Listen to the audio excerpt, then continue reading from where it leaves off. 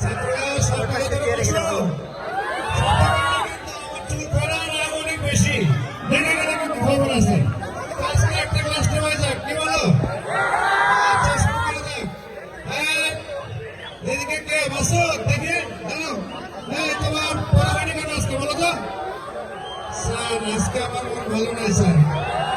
আচ্ছা, মন ভালো নাই কেন? বাড়িতে ঝগড়া করছো? তোমার ভাই বোন কয়টা বাড়িতে বলো তো? আমরা 10 ভাই বোন স্যার। কি বলো 10 ভাই বোন? আমাদের প্রিন্সিপাল স্যার তোমাকে কিছু বলেনি, তোমার বাবাকে কিছু বলেনি? 3 বছর আগে বলছিল স্যার। আচ্ছা আচ্ছা, তো এখন কি অবস্থা বলো তো দিদি? স্যার 3 বছর আগে প্রিন্সিপাল স্যারের 2টা বাচ্চা ছিল, এখন ওনারও 5টা বাচ্চা স্যার। আচ্ছা আচ্ছা আচ্ছা, ঠিক আছে ঠিক আছে। তাই তোমার আগে খাতাটা দাও তো দেখি বাবা, দেখি দেখি দেখি।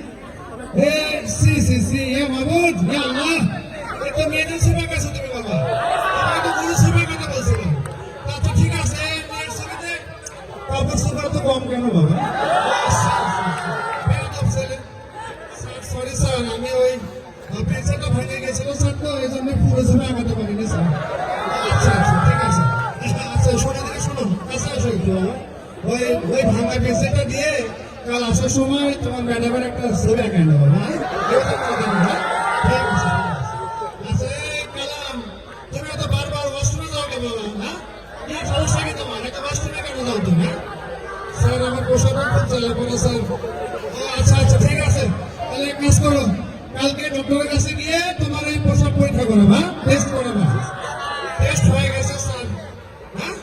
পরে টেস্ট করে ফেলছো, রেজাল্ট কি? রেজাল্ট বলো তো? খুবই লোক স্যার। আচ্ছা এই করিম, দেখি দেখি দিকে আসো, আমাদেরকে আসো। তুমি ওই যে একটা ছেলের কানে